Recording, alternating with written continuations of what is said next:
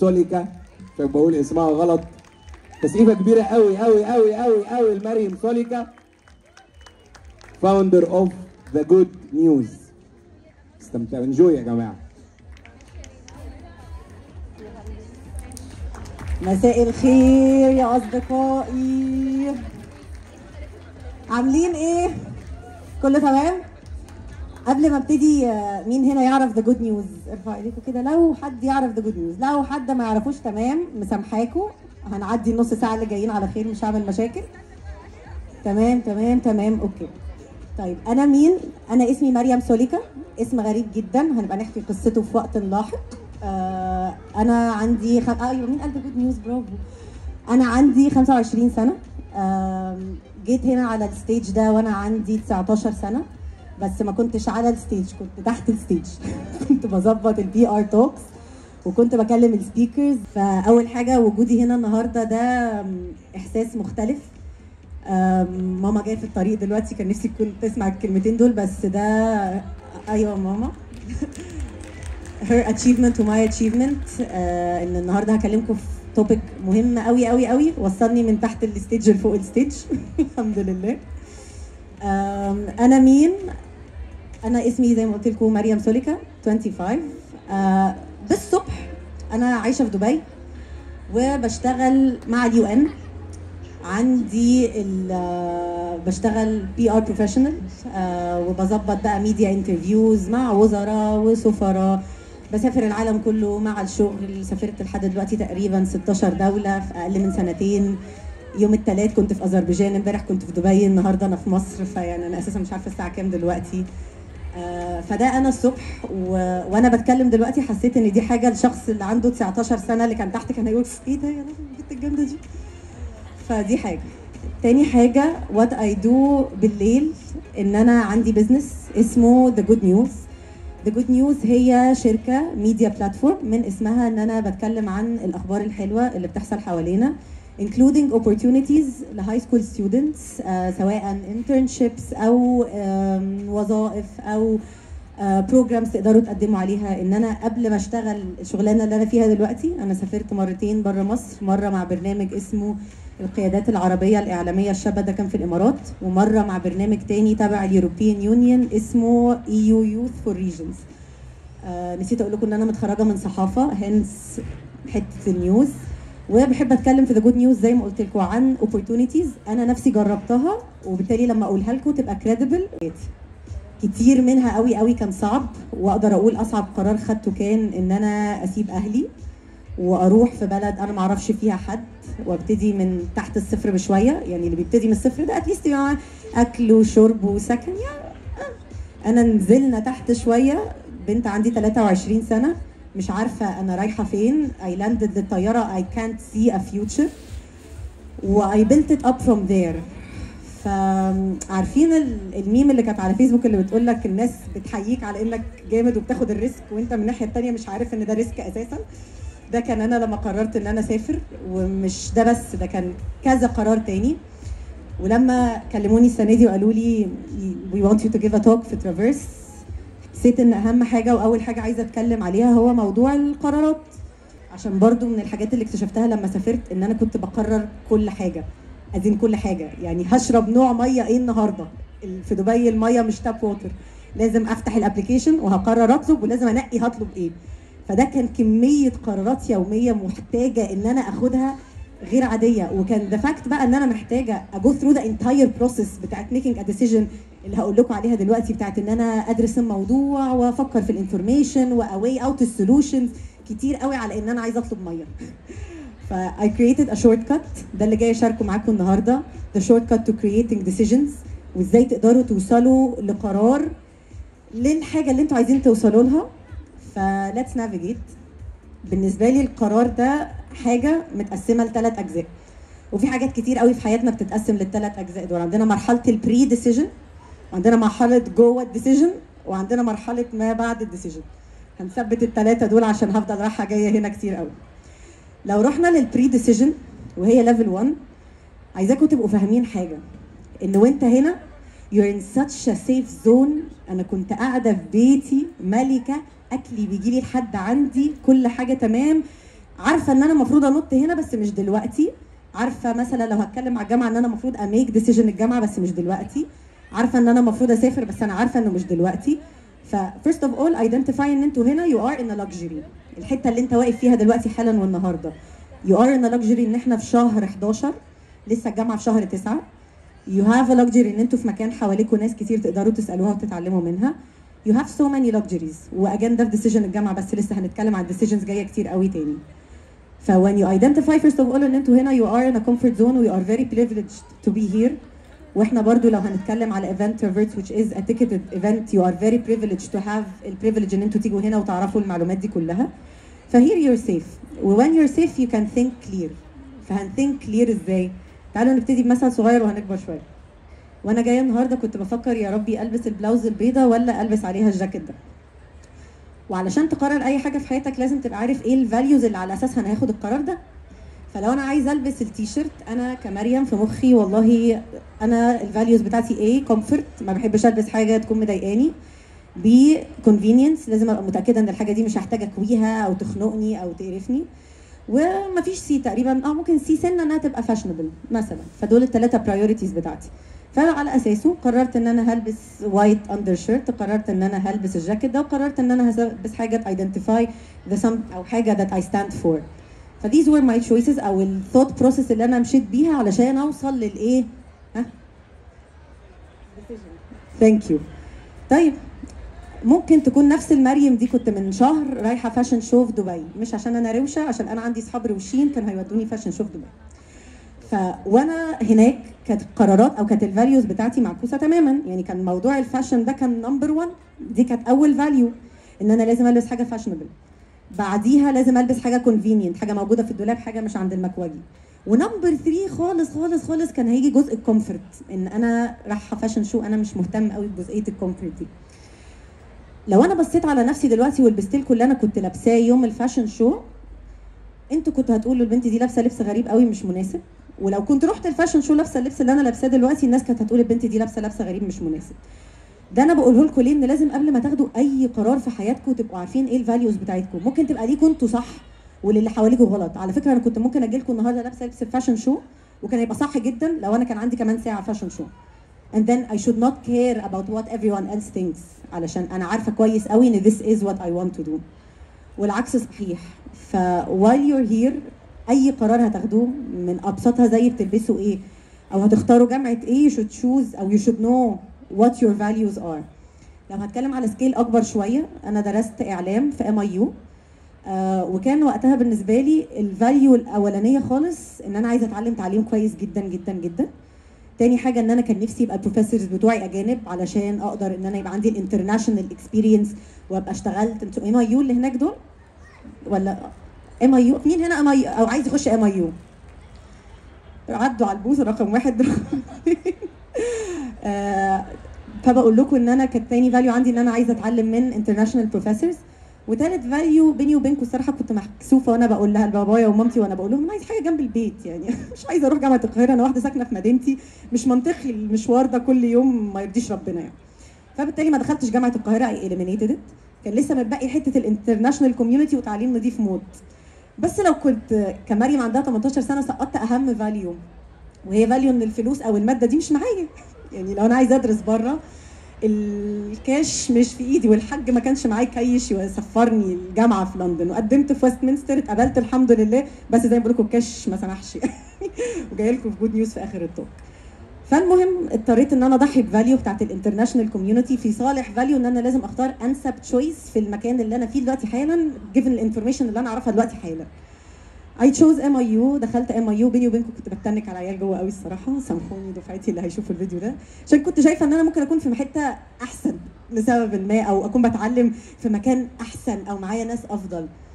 اتخرجت وقبل ما اتخرج حسيت ان انا I should make the best out of where I am، وابتديت ان انا قدمت على The Insider MIU، هي كانت اكبر مجله في الجامعه، I was the editor in chief.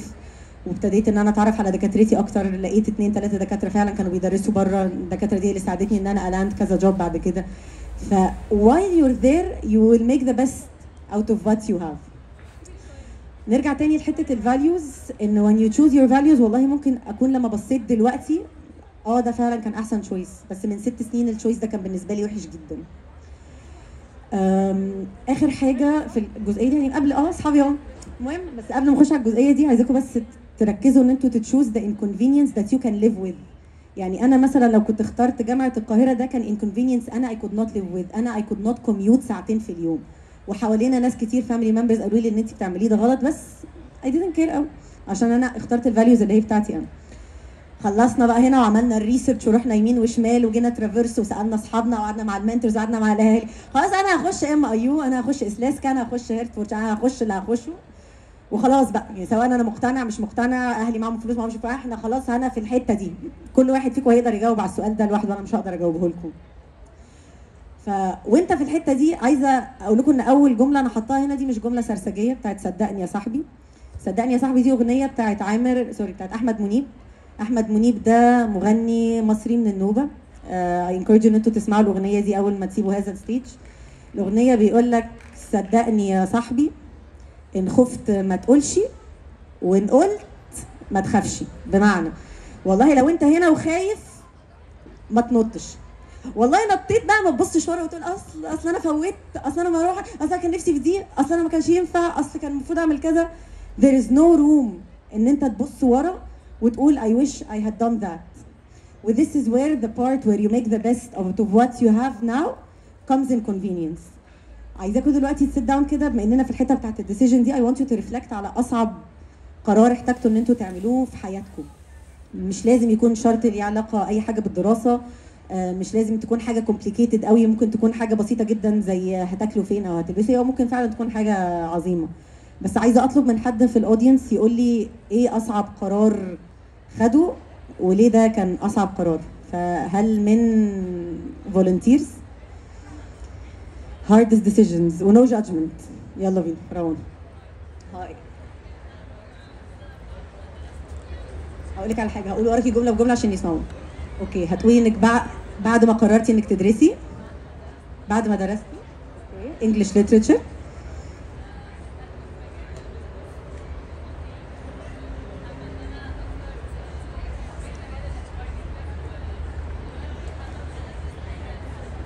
دخلتي في مجال البيزنس والريتيل ودلوقتي بتشتغلي في الHR ومبسوطه جدا فيه. ليه بتقولي ان ده اصعب قرار خدتيه في حياتك؟ رسمه كارير باث. بحب انا الجمله دي قوي، جايه لكم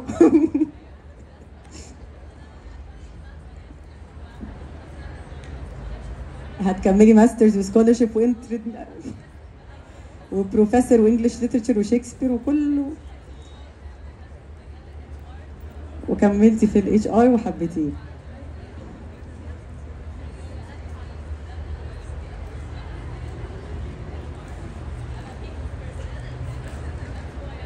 This is who you are، ان انت تبقي people's person وان انت تستمتعي بمهنه الHR.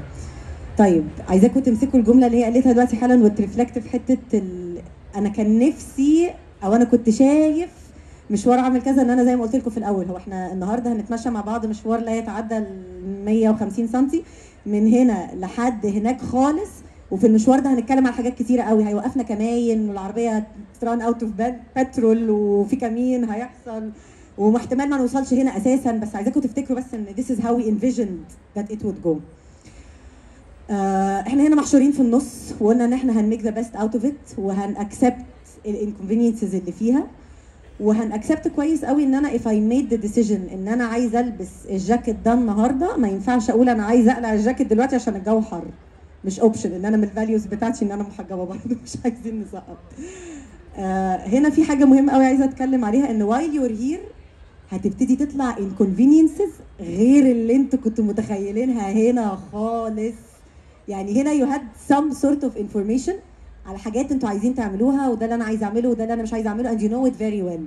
بس 2 years into college، وانا تحديدا 2 years into ان انا اشتغلت وسافرت بره، I did not see what I saw وانا هنا. I didn't see ان انا بنام كل يوم معيطه علشان ماما مش جنبي. I didn't see ان انا بروح المستشفى لوحدي وبدخل عمليه وفول سيديشن ومفيش، يعني انا لو مت دلوقتي حالا محدش هيعرف. انا جرالي حاجه دلوقتي حالا محدش هيعرف. I didn't know ان انا في ايام كنت ببقى عيانه ومش قادره اقوم، كوبايه الميه اهي انا مش قادره اقوم اجيب كوبايه الميه. بس وانا هناك كنت شايفه اللي هو سترونج اندبندنت مريومه يو ويل دو ات، سافري تكسري الدنيا، ايه الانكونفينينسز يعني، مصر بتحبيها تنزلي مره كل شهر، انت قدها وقدود، مفيش الكلام ده خالص. بعديها بتبتدي تطلع حاجات غريبه غريبه to make you question your values. while you're here enjoy الرايد. يعني انا I enjoyed قوي ان انا كنت عيانه ومفيش حد يقوم يجيب لي وبعديها تاني يوم نزلت الشغل وسافرت، رحت كينيا بلد اصلا مشهوره بالملاريا وانا عندي دور برد مش قادره عشان كان عندنا شغل. فهنا I tried to make my best. اتفرجت على لاين كينج في الطياره عشان احس احسن. ف what I want to make out of this point ان while you're here it will be very inconvenient. وهتطلع لكم حاجات that you did not like، بس اللي هيهون عليكم حاجتين. اول حاجه ان انتوا you remember the values اللي انتوا جيتوا هنا عشانها. ثانيا ان انتوا عارفين بقى احنا عايزين نروح فين. يعني انا عارفه ان دي حاجه والله بروفيشن في الكارير بتاعي. واهم حاجه بقى اللي جايه لها دلوقتي حالا ان هي ستيب 3، ان في يوترن عادي. هو احنا ليه فاكرين ان احنا طالما خدنا روت معين then we're entitled بقى ان احنا نكمل فيه؟ والله انا سافرت انا لازم ابقى همام في امستردام، اتجوز واحد اماراتي اقعد هناك طول حياتي وانا لبست خلاص this is the life I chose for myself. دايما في يوترن. انا زي ما قلت لكم قعدت هناك سنتين ودي داخله دلوقتي على الثالثه واي دونت فيل كومفورتبل. حققت حاجات كتير ووصلت لحاجات كتير وحلم كل مواطن معظمهم، بس this is not what I want to do. وهير is where I try to figure out حته اليوتيرنز. كنت بكوميوت للشارقه عشان عندي واحده صاحبتي ساكنه في الشارقه، وطبعا وانت هناك ما عندكش صحاب فانا مضطره اسوق ساعه عشان اشوف صاحبي، مفيش اوبشنز اصلا مضطره اروح صاحبتي في الشارقه. فالشارقه الطريق ليها من دبي مش سهل، الموضوع زحمه جدا جدا جدا وفي مليون ترن ممكن اخدها غلط. اول مره خدت الطريق ده كان اول يوم امسك فيه عربيه واول مره اسوق في دبي، فالطريق اللي بيتاخد في نص ساعه خدته في ساعتين. بعديها تاني مره رحت كنت بكلم ماما في التليفون وفجاه فكرني الطريق بطريق السويس، قمت معيطه وهاد بريك داون في نص الطريق وقمت راكنه على جنب وفوتت الدخله. وتالت مره رحت ما ركزتش في اللوكيشن، برضو كنت مسحوله قوي في حاجه ليها علاقه بالشغل فخدت ترن غلط. المهم ان انا قعدت 4-5 مرات عمري ما وصلت الشارقه في النص ساعه اللي مكتوب على اللوكيشن. كان بالنسبه لي جوجل ده ابلكيشن لا يصدق. لحد ما من اسبوع قبل ما اجي هنا على طول اتعزمت ان انا ادي ورك شوب في الشارقه. قلت خلاص انا هروح قبلها بساعتين زي اي مواطن محترم عارف انه راح من دبي للشارقه، واتحركت من قبلها بساعتين. سبحانك يا رب اللوكيشن طلع ما بيكذبش وخدته في نص ساعه فعلا. وطول ما انا ماشيه بقى في الطريق اللي هو ايه ده يعني يوصل. وقعدت ريفلكت بقى على كذا حاجه. اول حاجه ان الرونج تيرنز اللي انا خدتها دي I was too harsh with myself. كل مره انا ليه خدت تيرن غلط، ونسيت قوي انها كانت كل مره بسبب كارثه. يعني كل مره كان في ايموشنال تول عليا مش طبيعي كان بيخليني اخد التيرن الغلط ده. ونسيت برضو ان انا كل مره في الاخر كنت بوصل، يعني حتى لو ما كانتش دي الطريق اللي انا كنت عايزه اخده، مش هو ده اللي انا رسماه، مش هو ده اللي على الGPS، بس وصلنا صح. ونسيت اقول لكم ان انا في مره من المرات وانا رايحه مش ما وصلتش، حطيت لوكيشن غلط، وصلت في حته غلط وبسببها العربيه عطلت علشان I ran out of petrol زي ما قلت لكم. one of my friends بعت حد من صحابها تيجي pick me up و this person became super close to my heart. ف I did not reach where I want to reach، بس قابلت حد في الطريق it's very very metaphorical، بس this is what happened and what I'm getting to is ان اولا على طول في U-turn. لو خدنا اي طريق احنا فاكرينه غلط او دخلنا الشمال غلط او حصل حاجه او اسوء زي عيطنا واتضايقنا والموضوع باظ there's always a U-turn. وتاني حاجه ان you're not always in control. يعني ساعات مخك بيفكرك ان انت لو حسبتها صح قوي و you weighed out the odds قوي وعرفت انت عايز تروح فين كويس قوي هتوصل بالظبط في التايم اللي انت حطيته. بس بننسى بقى ان دايما في عوامل زي الطريق، زي ان ربنا مش رايد، زي ان ممكن يحصل حادثه، زي ان في اسوأ الظروف يحصل حرب.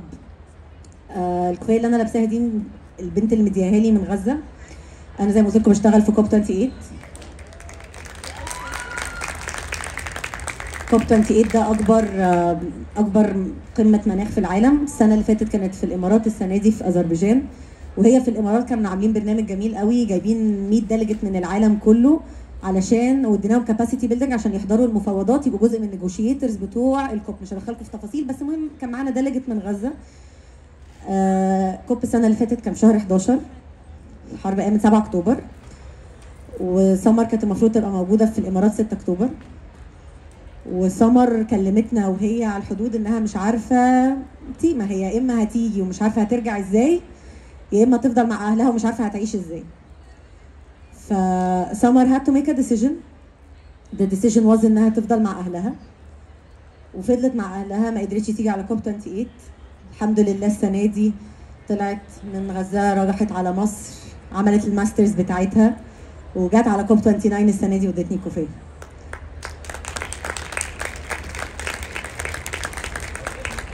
الديسيجن ده لما كانت هي بتاخده السنه اللي فاتت، اللي حواليها قالوا لها it is a wrong decision، علشان مفيش حاجه اسمها انك تقعدي، الموضوع حرفيا خلصان. بس هي شافت حاجه مختلفه. she saw hope، و she saw ان الفاليوز اللي هي واقفه عليها النهارده زي ما اتكلمنا واحنا في الكورتر ده، الفاليوز بتاعتها اهلها، الفاليوز بتاعتها ما كانتش الكارير، الفاليوز بتاعتها كان وطنها. ولما اختارت حاجات بيزد على الفاليوز دي، لما مشيت في طريق غير اللي كانت هي عايزه تمشي فيه، عادي جدا لقت اليوتيرن ورجعت وظبطت وبتعمل الماسترز وزي الفل. Not all stories have good endings، بس all stories you have a choice in them and what you do لما يجيلك مطب رخم غلس تنح محتاج انك تعدي من فوقيه. ايه ده، احنا دخلنا في البونس ستيب، يا نهار اخواتي شكلهم لسه ما جوش. المهم دول 3 stages of making a decision. طيب عايزه اديكم 2 بونس ستيبس على ال3. حد يقدر يلخص لي ال3 ستيجز بسرعه كده، نراجع مراجعه نهائيه قبل ما اخش على البونص؟ 3 يا جماعه دول ستيجز. ده انا نفسي اتقطع، نهكت وانا ماشيه، محدش فاكر. pre during and post. بونس ستيب نمبر 1، I would not have survived من غير، استنى انا هبعد بعيد قوي، من غير ال2 دول. فاكرين لما قلت لكم في دبي كنت بعيط كل يوم عشان مش عارفه اعيش من غير اهلي؟ وبس في نفس الوقت كنت بسافر كتير قوي، يعني كنت بسافر، يعني جمله ارستقراطيه جدا ان انا ابقى في ايطاليا بكلمهم بعيط جماعه بجد انا باكل البيتزا بس انتوا وحشتوني موت. فكنت حاسه ان انا I made a wrong decision لما انا سافرت وسبتهم. بعديها احنا طول عمري انا واخواتي نفسنا نروح ايطاليا، يعني بجد مكنسه بيتزا احنا ال3، مكنسه باستا. فلما جات لي الفرصه ان انا اسافر مع الشغل، كان جوايا برضو حته وحشه قوي بتاعت I do not want to see this without them. This is not okay.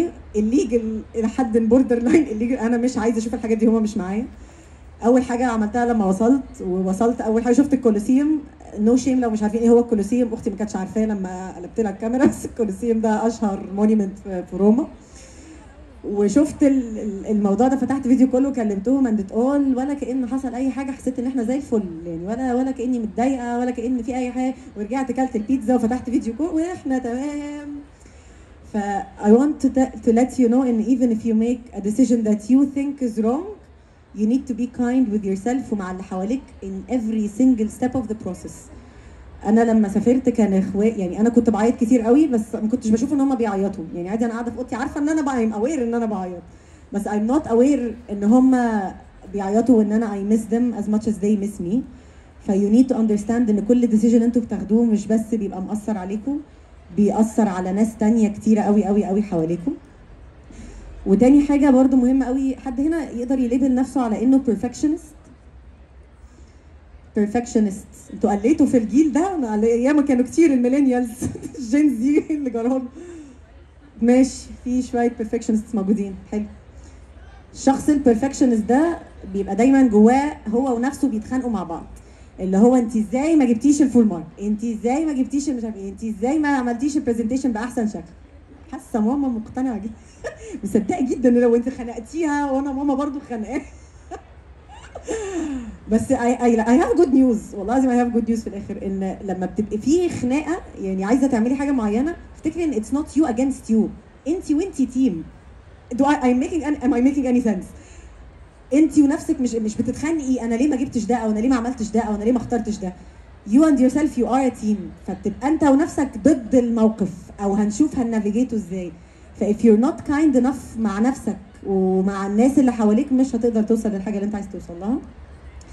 واخر حاجه forgiveness and tolerance to yourself.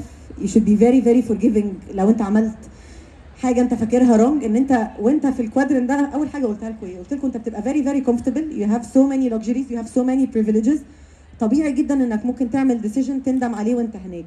فريمبر دايما اول ما تيجي تغلط او يعني تلوم على نفسك او تتقل على نفسك ان you made the decision based on the knowledge you had now.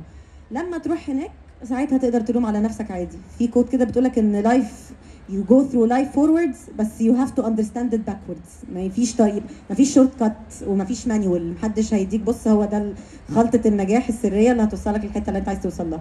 the only way out is through. مش هتعرف تلف حواليها كتير. فدي بونس ستيب 1. بونس ستيب 2 عايز اسال كام حد هنا طلع له حبايه في وشه قبل كده؟ طلعوا لي بقى بهرمونات وروني بقى مسكتها لكم الاول. اوكي، كام مره لما طلعت لكم بيمبل حاولتوا ان انتوا تفسوه؟ فوا شو هاندز اميزنج، طلعوا بالسكارز شايفاكوا اب كلوس ومش اب كلوس كله. البونس ستيب الثانيه ارجوكوا دونت بوب ذا بيمبل. اسالوني ليه واقول لكم. البيمبل دي ممكن نمشي مع بعض كده في الثوت بروسيس، ولو متفقين معايا برضو بيقولوا لي. اللي بيخليكوا تبوب البيمبل ان اول ثوت بتيجوا بدماغكم اي لوك سو اجلي دلوقتي، انا شايل قرف ده الفسفوسه اللي طالعه مبوظه شكلي دلوقتي حالا ده. فبيبقى تاني حاجه بعديها طيب قشطه انا ممكن احل السيتويشن ده دلوقتي حالا عشان انا عايزه يخلص دلوقتي حالا واي ويل بوب دلوقتي حالا. فيو بوب دلوقتي حالا وبتتفاجئ بحاجه سبحان الله غريبه جدا ان ات ليفت سكار. يو ستيل لوك اجلي. لو كنت سبتها يومين واتقلت واستنيت على رزقك وحطيت فيه الباتشز ولا مش عارف ايه الجديده دي كانت هتختفي خالص وما كانتش هتسيب سكار. فانت وات ديد يو دو ات ذس بوينت او وات ديد يو دو؟ ان انت مسكت اول جول بتاعك ان انت مش عايز يبقى شكلك وحش وقمت عملته. يا نهار يعني ما في الثوت شايفين اللي انا بعمله ده؟ انتوا اتنططوا عليه يمين وشمال كده وبوظتوا الثوت بروسيس تماما. فنرجع بقى لحته الفاليوز. when you're aware of your value. ماما يا جماعه ماما هنا.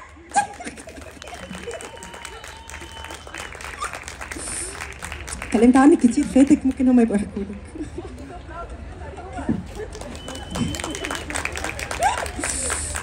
نرجع للفسفوسه. الفاليوز او الثوت بروسيس اللي انتم مشيتوا بيها till you pop it. first of all ان انتوا you want to look good, then you pop it, then you still don't look good.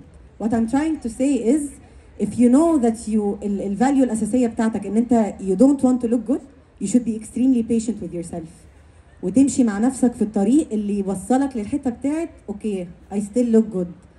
ف you need tons of patience. يعني مريم وهي عندها 18 سنه الست دي تشهد كنت بعيط لها عياط هستيري. ايه الجامعه اللي انا فيها دي؟ انا مش مبسوطه، انا مكانيش مع دول، انا مكاني في لندن الامم المتحده literally. by the way I got accepted to masters في لندن وبشتغل في الامم المتحده. anyways you need to be very very very very patient with yourself. قبل ما اجي النهارده شفت فيديو كده بتاع ستيف جوبز. بكره قوي لما حد يكون ستيف جوبز عشان كليشيه بس هو بجد it makes so much sense. ان هو في الثمانينات كان بيحلم ان هو الماك بوك يبقى قد البوك. يعني زمان كانت حاجه ضخمه جدا. فين 2006 امنيه الراجل اتحققت وبقى ماك بوك وكان هيبكي من الفرحه on the stage. ف I understand that you really want some things right now. والله I feel it in my heart and in my bones. لما بتبقى حد عايز حاجه دلوقتي حالا هتموت نفسك فيها بس if you don't wait you'll end up with worse results than you could have gotten لو انت كنت استنيت عادي. حاسه ان في ناس هتعيط ممكن حلو ليه مش كده. ويت بالراحه يعني. في اغنيه حلوه انا قلت لكم كده اغنيتين تسمعوهم. اول واحده بتاعت احمد منيب بتاعت صدقني يا صاحبي. تاني اغنيه عايزاكم تسمعوها هي فيينا بتاعت بيلي جول. وهي الاغنيه دي بتقول بيسكلي بتتكلم عن الاستراجل اللي احنا بنتكلم فيها النهارده بس فيها جمله في الاخر بتقول لك ان فيينا waits for you. ميتافوريكال على ان الحاجه اللي انت اللي انت عايزها مستنياك. you just need tons of patience وانك تمشي في الطريق اللي انت شايفه صح based on المعلومات اللي انت مجمعها دلوقتي حالا وتمشي with loads of confidence and patience. اخر حاجه خالص عايزه اشاركها معاكم النهارده. عايزه اجيب حاجه تجرب هير اتنشن. ممكن حد يديني suggestions؟ خلاص شكرا بسرعه. عايزه ادي an ode to all the decisions I thought were wrong. عايزه احط عليهم ستار كبيره عشان انا كبرفكشنست كنت لازم اخد الستار ولازم اخد الفول مارك. فانا عايزه ادي لنفسي ستار كبيره قوي قوي على الرونج ديسيجنز اللي خدتها كلها وعايزه اوريها لكم. اول رونج ديسيجن خدته في حياتي هي العربيه. في دبي لو قررت انك تاخد اوبر انت جنيت على نفسك بالافلاس وهترجع بلدك مرحل، فكان لازم ان انا اطلع الرخصه واسوق. given on the information I had وانا هنا، انا كنت محتاجه اسوق دلوقتي حالا عشان انا مشوار الشغل كان ساعه ونص، ومحتاجه عربيه دلوقتي حالا. وجيفن برضو ان انا شخص ادبي للاسف according to the stereotype مش بفهم في العربيات، فجبت عربيه I thought it was the wrong decision. ولكن الحمد لله بنوتي سميره احلى حاجه حصلت في حياتي، مودياني وجايباني وستراني وقوياني وبدفع لها قسطها وزي الفل يعني. تاني قرار I thought it was يعني a right decision بس طلع wrong، ما علينا يعني it's complicated بين انا والسفر. بس وانا مسافره دبي انا كنت متاكده ان انا I made the right decision، ولما حسبت الحسبه هنا made perfect sense. انتي خدتي القرار الصح في الوقت الصح، طلعتي قبل ما الدولار يضرب، انتي ملكه، انتي فوق العالم. بعديها لما دخلت هنا يا نهار اسود، يعني ايه من غير ماما؟ يعني ايه اصلا بصحى كل يوم؟ هو ايه الموضوع ده؟ يعني ايه بدخل البيت افتح ماما مش جوه؟ هو ده ايه ده؟ ايه الكونسيبت ده؟ فبيزد اون ات الحمد لله انا راجعه مصر، محدش يشتمني ولا يهزقني الله يرضى عليكم، انا راجعه تاني وهبقى بيزد هنا عادي جدا. فده تاني سبوزلي رونج ديسيجنز لما الفاليوز بتاعتي اتغيرت وخدت اليوتيرن ورجعت للوالده. تالت ديسيجن هو يوم الجراديويشن من الجامعه. حد هنا قرر انه ما يروحش الجراديويشن؟ انتوا لسه ما رحتوش الجراديويشن؟ ما رحتوش الجراديويشن؟ اهلي وعشيرتي دول اخواتي، ها اللي وريتهم لكم من شويه. يوم الجراديويشن بتاعي انا كنت مقتنعه ان ده رونج ديسيجن ان انا رحت، ان في فاميلي ممبر مهم جدا ما كانش موجود يومها، وانا قلت لو فاميلي ممبر ده مش موجود انا الجراديويشن ده بالنسبه لي مينينجلس. بعديها لما رحت الجراديويشن وشفت ماما بتعيط حسيت ان لا I made the right decision, it's okay. الديسيجن اللي بعده فين البناتيت هنا؟ مين فركش كام مره؟ broken girls show of hands. لو امهاتكم قاعدين دونت شو هاندز، بس اي حد went through a breakup. انا الصوره دي كانت من first date من انا شايفه معلش انا اسفه سوري. first date انا كنت متاكده ان انا وقتها رايحه بميك ذا رونج ديسيجن عشان ده شخص ما كانش suitable ليا ولا في نفس الحته. however I learned a lot from this experience و now that I'm here اقدر اقول ان بسبب الاكسبيرينس دي I applied for my masters and I got accepted.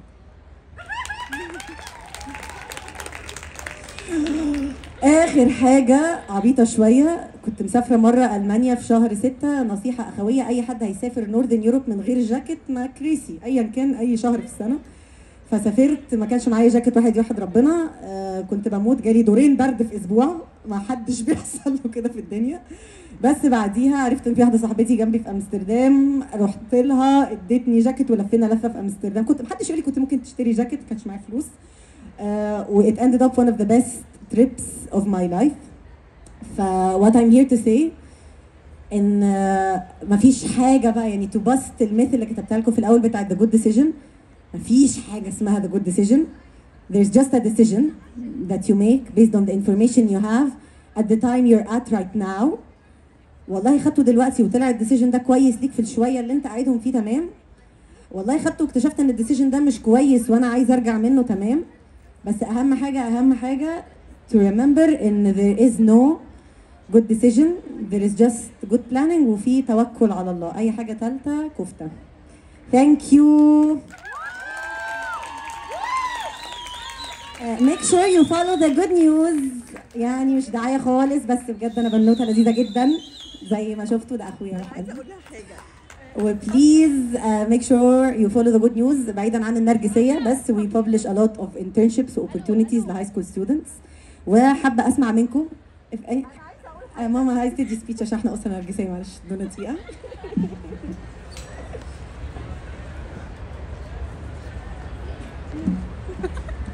مساء الخير عليكم كلكم.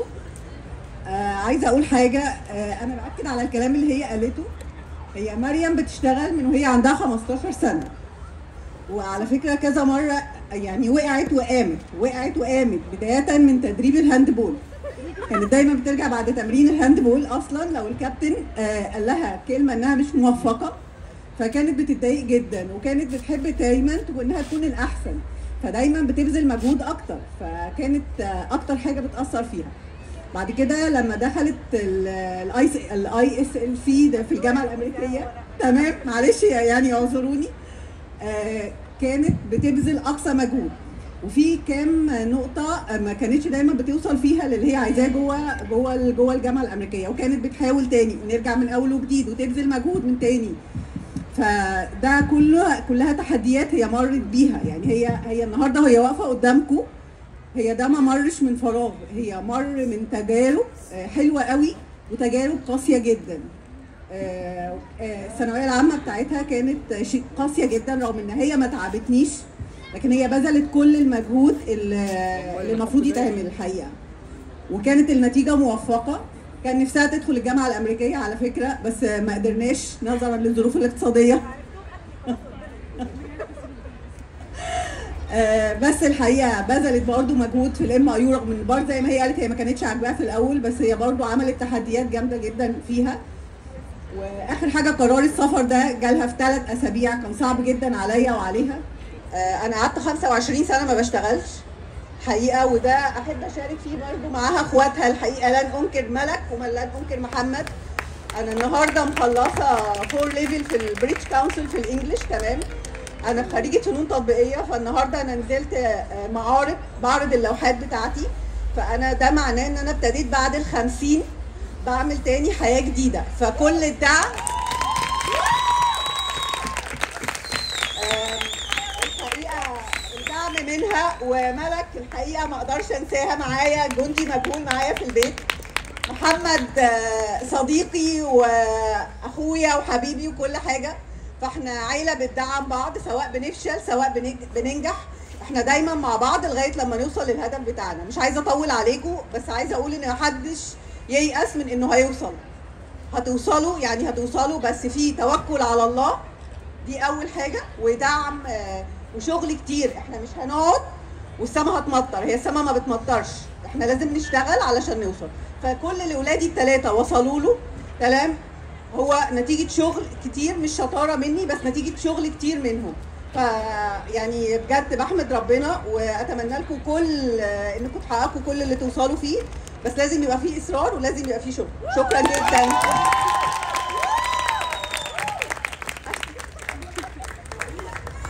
رهيبه بجد، شفت شاطره ازاي مامتي؟ فظيعه. طيب any questions بعد المداخله الفظيعه دي؟ حد عنده اي سؤال؟ احنا عيله اديكم شايفين اهو متمرمطه. ما عندكش شنطتك عايز تروح؟ ماما فين؟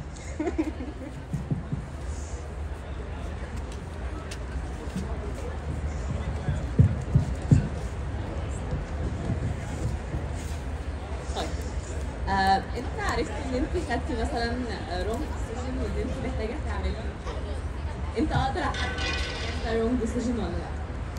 Thank you for that question.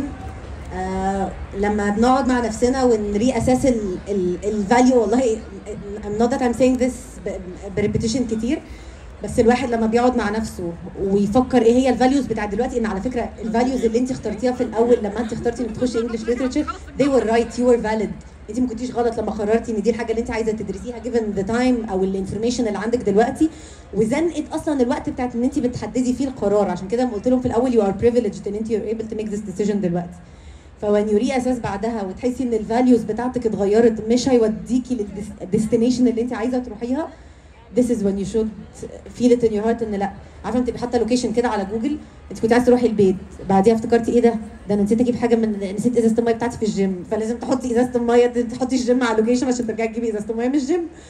ف this is it، مفيش right و wrong decisions، بس في urgency واختلاف values و prioritization I think يعني. Anyone has any question of any sort؟ يس دي وراها حاجه ولا ايه؟ ازاي عييت؟ كانت كارثه. كانت كارثه. اولا ما كنتش لابسه الجاكيت بتاعي، فبرافو انك لابس الجاكيت بتاعك.